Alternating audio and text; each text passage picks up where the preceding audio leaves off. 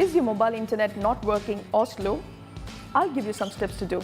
If the first step doesn't work, you may try the second one and so on.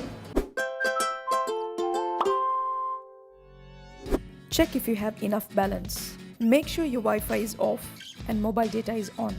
Airplane mode on, then off. Restart your device. Remove and reinsert your SIM card. The following steps will be through settings. Use the search field to find any settings easily. If data is not working for a specific app, search for cellular and make sure that data is enabled for that app. Enable the right network mode.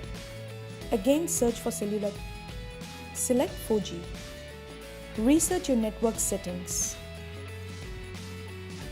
Select network manually. Search for cellular. Click on the operator name. Clear cache on your device.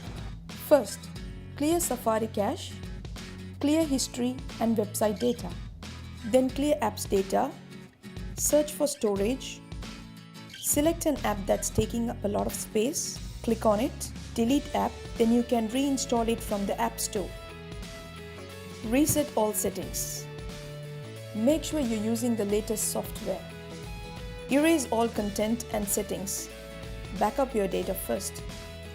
Try your SIM in another phone. If you found this video helpful, like, comment and share.